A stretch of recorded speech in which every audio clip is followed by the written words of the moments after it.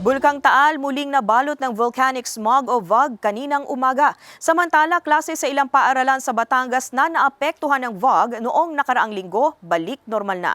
Para sa detalye, makakasama natin live si Paul Hernandez. Paul?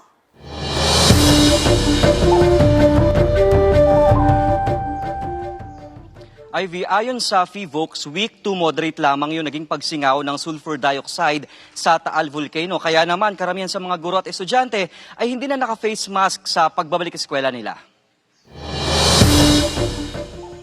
Hirap na maaninag ang Bulkang Taal kaninang umaga. Ang gas emission mula sa crater nito humahalo sa hangin sa himpapawid. Sa pinakahuling surveillance ng PHIVOLCS, nananatili sa mahigit 2,300 na tonelada ang ibinugnitong sulfur dioxide. Pag titignan mo yung sulfur dioxide nung 23 and 26, halos pareho lang eh.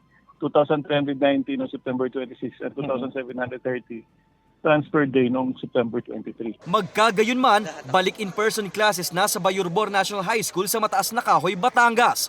Walang naaamoy na asupre sa lugar. Dahil humupa na rin yung volcanic smog, so minabuti na rin na nakita na rin ng local government, ng munisipyo na upon the recommendation na rin ng municipal DRRM officer na fit na at safe na bumalik yung mga bata. Ilang beses daw nag-half day sa paaralan dahil sa nalalanghap na VOG. May mga nahilo pa sa eskwelahan kamakailan. Kaligtasan daw ng mga estudyante ang prioridad nila.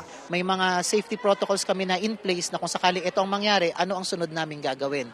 Pauuwiin ba namin diretso yung bata? Pero yung immediate action talaga namin is to provide face masks doon sa lahat ng bata. Hindi pa rin inaalis ng Office of Civil Defense o OCD Calabarzon ang blue alert status sa rehiyon. Hindi raw ito aalisin hanggat nasa alert level 1 ang Taal. Bantay sarado pa rin sila sa aktibidad ng bulkan at patuloy ang pakikipag-ugnayan sa mga local government unit at iba't ibang opisina ng pamahalaan.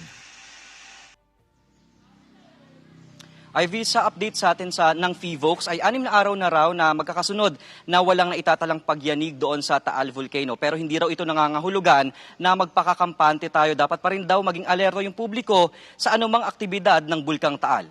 Ivy. Maraming salamat, Paul Hernandez.